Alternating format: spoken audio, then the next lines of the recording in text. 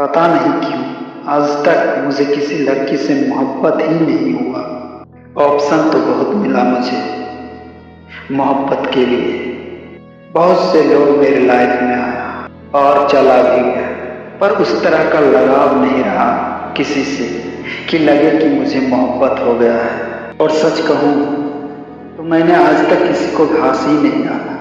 वो इसलिए क्योंकि मुझे पता था कि अगर मैं लड़का हूँ तो मेरे लाइफ में एक ना एक दिन किसी न किसी लड़की की एंट्री होनी है, और इसलिए मैंने इन सब चीज़ों पे विशेष ध्यान ही नहीं दिया। बट मेरे लाइफ में एक ऐसा मोड़ भी आया कि ना चाहते हुए भी मेरी नजरें एक लड़की पे जाती थी। वो मेरे जिंदगी का सबसे बेहतर लम्हा था या सबसे मनहूस, ये तो मुझे नहीं पता।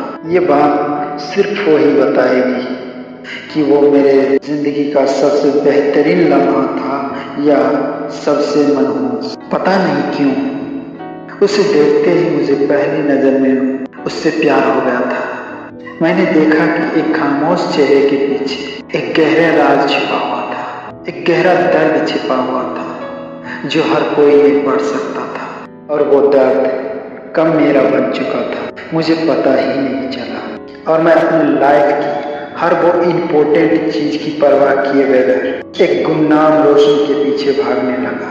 और मैं ऐसा भागा कि मैं खुद को कब खो दिया मुझे पता ही नहीं चला। उसके पीछे मैं इसलिए भागता रहा, ये जानने के लिए, ये समझने के लिए कि आखिर उससे मेरा रिश्ता क्या है और क्या है उसके चेहरे में कि उसने मुझे आकर्षित कर लिया। और इस कदर मैं उसके पीछे भागा कि कब मैं अपने लाइफ की हर एक इम्पोर्टेंट चीज को पीछे छोड़ गया कि मुझे पता ही नहीं चला। अपनी खुशियाँ और अपनी सारी गोल और लाइफ का हर वो इम्पोर्टेंट चीज जो मेरी जिंदगी को बेहतर बना सकता था, सब कुछ खो दिया उसके पीछे।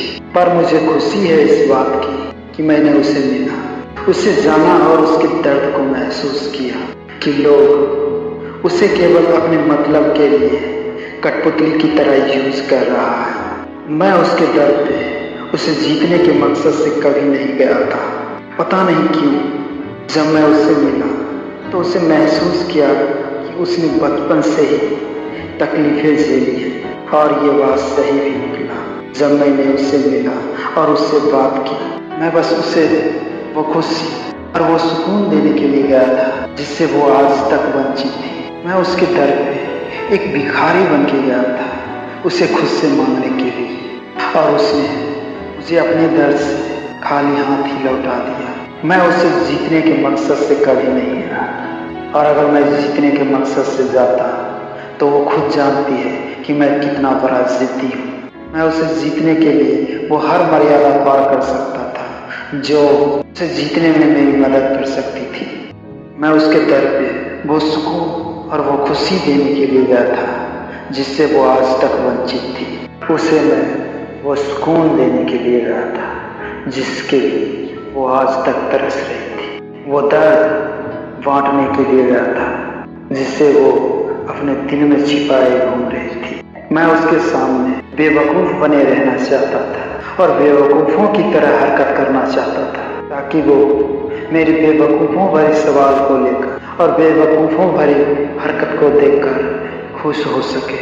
वो लोगों के दिखावे के लिए हंसती और मुस्कुराती तो थी, पर उस हंसी के पीछे एक गहरे दर्द छिपा हुआ था और मैं उस दर्द को जड़ से मिटाना चाहता था।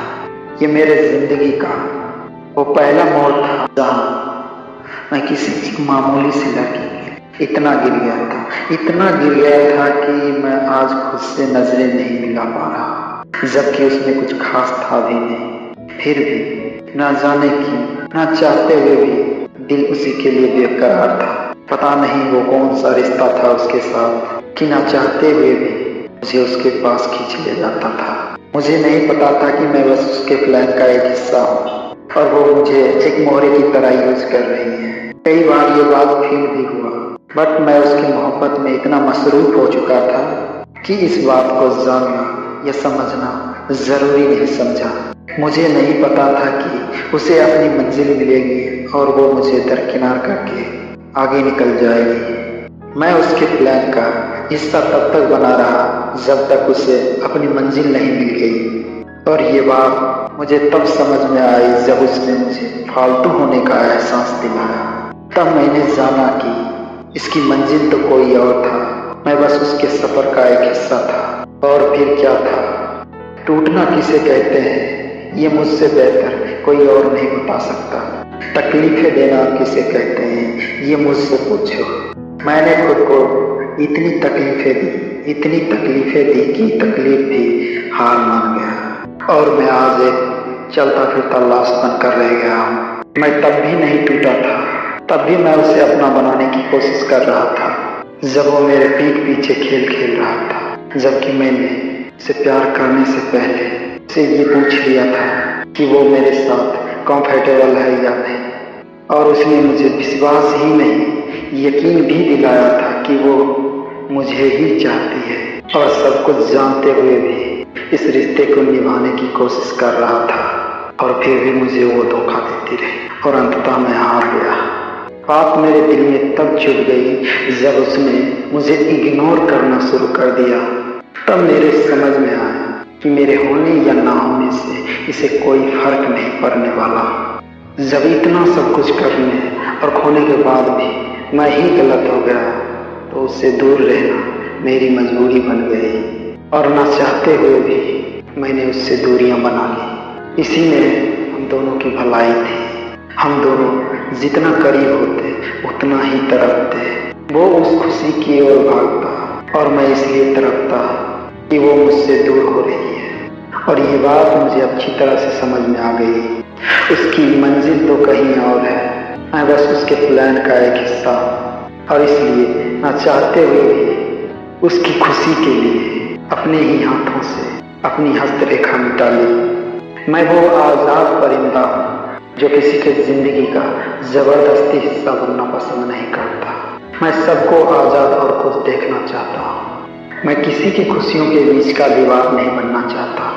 मैं अच्छी तरह से जानता हूँ कि सबकी अपनी एक पर्सनल लाइफ होती है, अपना गोल होता है, उसमें कई सपने और खुशियाँ होती हैं और लोग अपनी पसंद के हिसाब से ही जीना पसंद करते हैं। और जब मुझे लगा कि उसकी पसंद कोई और है तो मैंने अपनी पसंद छोड़ दी, क्योंकि मुझे पता है कि ज़बरदस्ती का रिश्ता बस कुछ पल के लिए ही खुशी देती है और हकीकत सामने आते ही टूट कर बिखर जाता है। इसलिए खुद को किसी के ज़बरदस्ती ज़िंदगी का हिस्सा बनने से अलग कर लिया। मेरी गलती बस इतनी सी थी कि मैं उसके पर्सनल लाइफ को जाने बगैर ही उससे मोहब्बत करने लगा था। और परिणाम ये निकला कि मैंने जिसके खातिर अपनी सारी खुशियाँ कुर्बान कर दी उसने भी बड़े ही खूबसूरती से मुझे धोखा दे गया।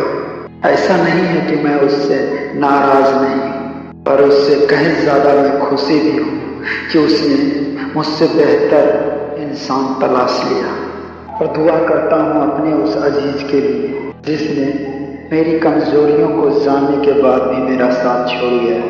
और ईश्वर करे कि उसकी खुशियों को किसी की भी नजर ना लगे।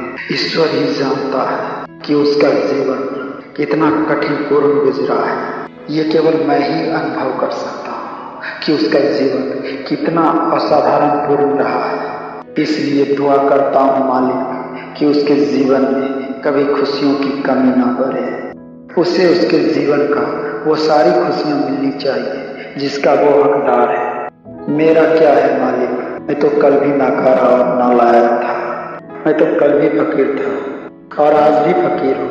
फिर निकल पड़ूंगा किसी रास्ते पर अपनी खाली झोली लेकर।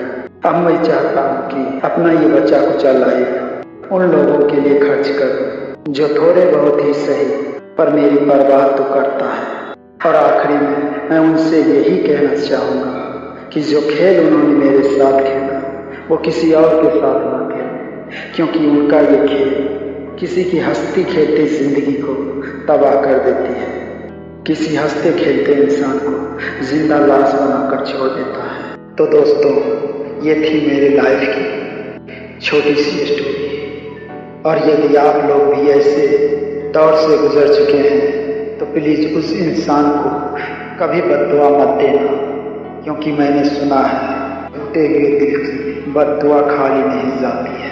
उसने आपके साथ अच्छा किया है या बुरा, इस बात पर मंथन मत करो। बस उस पल को याद करो जिस पल में आप उसके साथ खुश थे, और उसके लिए दुआ करो, उसकी खुशियों के लिए, उसकी नई जिंदगी के लिए। और दुआ करना कि कोई गम उसके पास भी ना आए। उसने आपके साथ अच्छा किया या बुरा, ये बात ऊपर वाले के हवाले कर दो।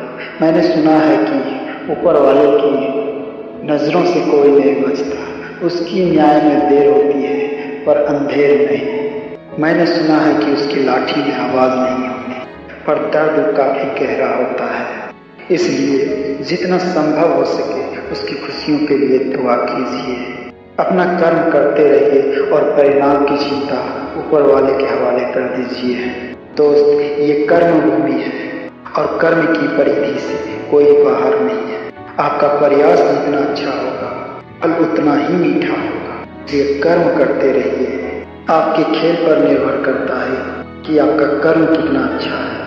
आपका कर्म जितना अच्छा होगा फल उतना ही मीठा होगा। इसलिए परिणाम की चिंता ऊपर वाले के हवाले कर दीजिए और अपना कर्म करते रहिए।